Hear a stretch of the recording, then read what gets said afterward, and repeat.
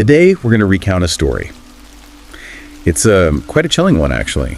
A sequence of events that started with just absolute joy and then, well, ended in unimaginable tragedy. It really makes you think. Yeah. Picture a wedding day, right? Yeah. Celebration, love, the start of a life together. But for this young couple, Samantha Miller and Eric Hutchinson, that dream just shattered hours after they said, I do. Just hours. Horrifying. So this isn't our usual kind of analysis. Today, we're really just telling the story, a deeply emotional one. It's based on a YouTube video, Drunk Driver Killer, Drunk on Con Pull My Con Book Goom Con Bob, Ape 2 at 38, from the Tang Macaporn channel. Tang Macaporn presents it as a cautionary tale, a really stark one. Exactly. And that's how we want to approach it. We'll start right at the beginning of this just heartbreaking story. It's definitely a reminder, isn't it, how fragile even the happiest moments can be, how quickly things can change. Absolutely. So Samantha Miller, she was 34 from North Carolina. And the groom, Eric Hutchinson, 36. They'd met back in 2019 out in Idaho. Found each other, yeah. Their love grew. They moved to James Island together. Then in 2021, they got engaged. They were planning their wedding for April 2023, looking forward to moving to Savannah afterwards. Sounds like they had it all planned out. Family's happy for them. Oh, completely. Everyone was thrilled, saw this incredible connection they had. Right. And on the wedding day itself, beautiful South Carolina beach setting, about 120 guests. Samantha apparently turned to Eric and whispered something like, I wish this day would never end. Oh, wow. That hits hard later, knowing what happened. Just pure happiness in that moment. Exactly. Wanting to freeze time. So the reception ends, the evening's wrapping up. Samantha and Eric, the newlyweds, get into a golf cart. It's just a short trip to where they're staying nearby for their wedding night. Right, a common thing in some of those beach communities. Yeah, and Eric's brother-in-law and his young nephew hopped in with them for the ride. The cart even had a little just married sign on it. They're driving along this beach road, steady pace, it's around 10 p.m., and then just violence out of nowhere, absolutely nowhere. A pink Toyota Camry comes flying up behind them. The estimate is 104 kilometers per hour. That's about 65 miles per hour hitting a golf cart. It slams right into the back of them. Yeah. The impact. It was catastrophic. The golf cart was thrown like 90 meters. That's almost a football field, flipping over and over. The physics, I mean, a small open vehicle like that against a car at that speed, it's just devastating. Samantha died right there, instantly, at the scene. Oh, God. Eric. He was knocked unconscious. He wakes up later in a hospital bed, broken, bruised everywhere. And his first question, his desperate question is, where's Sam? Oh, no. And his mom is there, still in her wedding outfit. She doesn't even need to say the words, you know. He knows. Samantha's gone. And the guilt he must have felt. Immediately, just consumed by it, saying he should have been the one. Which is, a natural response, but just so heartbreaking. He had a really long road ahead, physically and emotionally. That immediate aftermath just lays bare the human cost, doesn't it? The ripple effect of one person's decision. And the driver of the Camry was Jamie Lee Komorowski. She was 25. And remarkably, she walked away pretty much unharmed physically. Wow. Physically okay. But the police officers who arrived, they immediately smelled alcohol, strongly. Despite that, she apparently denied doing anything wrong, got agitated, wanted her boyfriend. Denial is common, unfortunately. She refused a breathalyzer at first, but they did get a blood test later. Her blood alcohol content was 0.261%. 0.261. Okay, let's put that in context. Right. In South Carolina, the legal limit is 0.08%. So she was more than 3 times the legal limit. Severely impaired. Judgment, motor skills, everything would be affected. Yep. Massively. No question. The news just spread like wildfire. Samantha dying in her wedding dress. It shocked everyone. Her mom said later, it had been her daughter's best night just hours before. Adds another layer of just pain. Unimaginable. And Eric's mom, she talked about having to hold their wedding rings, Samantha's and Eric's, in a plastic bag at the hospital. Just thinking about the vows they'd made and Samantha wishing that day would be the most memorable. God, those little details, they really paint the picture of the loss, the future that was just stolen. And it wasn't just Eric and Samantha. Eric himself had multiple broken legs, a brain contusion, serious facial injuries needing 2 surgeries. His brother-in-law had burns.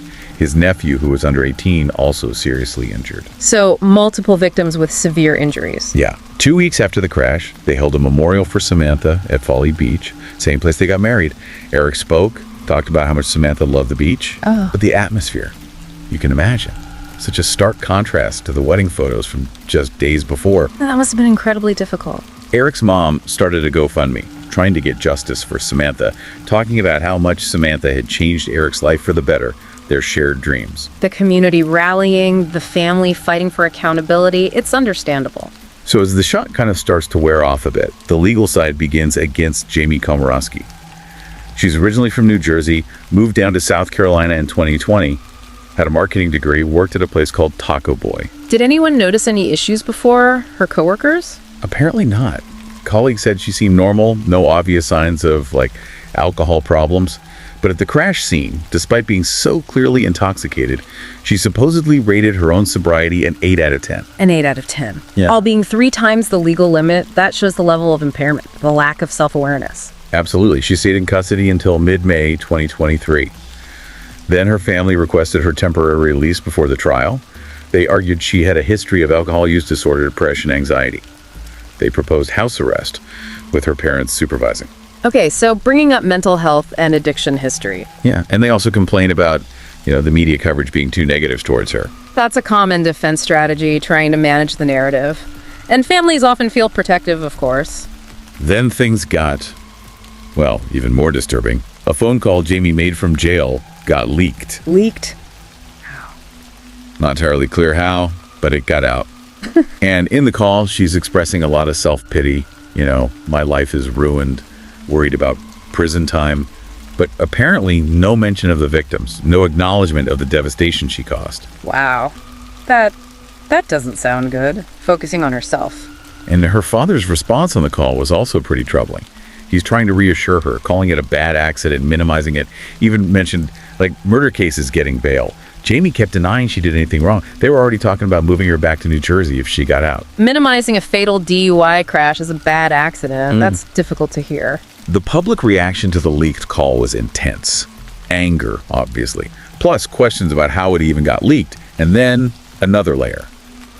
Turns out 10 years earlier, Jamie's mother was involved in a car accident that killed a firefighter. Her mother, seriously? Yeah. That case was settled out of court. The official story involved, wind shifting smoke and water causing the crash. But still, it adds a really grim context. It certainly raises questions. In the end, partly because of all the public pressure after the call leak and everything, the request for house arrest was denied. Jamie stayed in custody waiting for her trial. So she remained incarcerated pending trial? Yes. But then, in December 2023, about 7 months after Samantha died, something else happened, something really upsetting. A conflict broke out between Samantha's family, the Millers, and Eric's family, the Hutchinsons. Conflict? Over what? Over Samantha's estate, her assets. The Millers, her parents, felt it wasn't fair that Eric, as the surviving spouse, would control everything. The legalities of marriage and inheritance. Exactly. Yeah. Apparently, they'd initially agreed to work together, but then the Millers got suspicious of the Hutchinsons' lawyer. They actually filed a legal challenge to stop Eric from being the administrator of her estate. That's tough. Grief can do strange things, but money often complicates it further.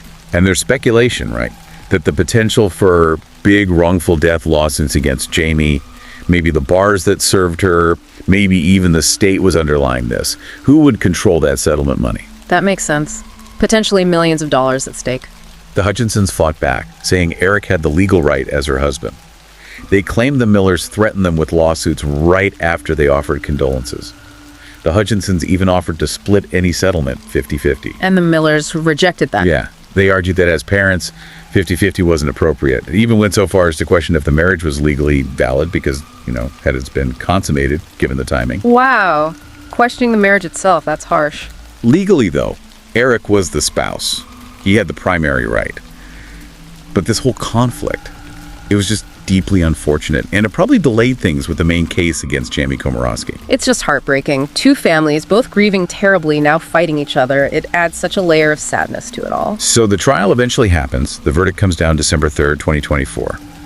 In court, Eric gave this really powerful statement. He talked about the speed, Jamie's drinking at multiple bars beforehand, just a complete lack of control. He even questioned the bars that kept serving her. Raising the issue of server liability, that's a big factor in these cases sometimes. The prosecution hammered that point too. Said it wasn't an accident. She stopped at multiple bars. Folly Beach wasn't even on her way home. They argued she could have hit anyone if she hadn't crashed into the golf cart first. They actually went after 12 20 people and businesses involved in serving her. Pursuing civil action alongside the criminal case. The defense, expressed sympathy, but asked the court not to rush to judgment, talked about justice and mercy. Jamie herself spoke too. What did she say? Expressed deep remorse. Said she took responsibility, called it the worst decision of her life. Said she knew she'd broken hearts and vowed to dedicate her life to helping victims of drunk driving. Words of remorse, taking responsibility finally. The court listened. And then the sentence, Jamie Komorowski got 25 years in prison. 25 years. How did that break down? It was 10 years for the felony GUI causing Samantha's death, and then 3 separate 5-year sentences served consecutively for the serious injuries to Eric, his brother-in-law, and his nephew. Consecutive sentences. Yeah. So the full 25 years. Yeah. And after Jamie's apology, Samantha's mother spoke. It was incredibly poignant. She said something like, Jamie would still have a life after 20-something years, but Samantha's life was just gone. And her family, they got a life sentence of grief. Powerful words. Puts this sentence in perspective against the permanent loss. As for that dispute between the Mellors and the Hutchinsons, about the estate and any settlement money, there haven't been any public updates since Jamie's sentencing. It seems like that's still unresolved. Just hanging there. It's important, like you said, to remember both families are victims here, grappling with this immense loss in different ways, maybe. Absolutely. It's easy to want to assign blame in that situation. Yeah. But they're all victims of Jamie Komorowski's actions. You just hope they can find some kind of peace eventually. Yeah. Empathy is needed for everyone involved, except the person who caused it all. This whole story is just so tragic. But it's more than just one incident, isn't it? It's a reminder of this huge problem we have everywhere, drunk driving. It happens constantly all over the world. The source video is Thai, and the problem is significant there too. Right. The stats are grim. In Thailand, between 2019 and 2023, nearly 300,000 people were killed or injured because of drunk driving. 300,000, that's staggering. And during festivals like Songkran, it's even worse. Averages out to 1 road death every single hour. Every hour. So the message, it's simple but vital. Mal my cap. Drunk. Don't drive. There are always other options. Designated drivers, taxis, ride-sharing, public transport, personal responsibilities, everything. It really is. And if you see an accident, call for help immediately. Definitely. In Thailand, there's the Mal My Cap Foundation, which actually helps victims of drunk driving, gives advice on reporting, insurance, gathering evidence, finding support. It's good to know resources like that exist. The main takeaway from this whole heartbreaking story is just, this is preventable. Drunk driving is a choice, and it's a choice with devastating, far-reaching consequences. It just leaves you with this profound sadness for Samantha, for Eric, for their families. A life cut short, so many lives altered forever, all because of one terrible decision. We really hope recounting this story, as difficult as it is, serves as that important reminder. It certainly does. A powerful and tragic illustration. Thank you for listening today. If this story resonated with you, if you think it's important, please consider liking, sharing, and subscribing to our channel, Horror Docs. Your support helps us keep bringing these stories and discussions to light. It really does. Please take care of yourselves. Stay safe out there. Be responsible. See you next time.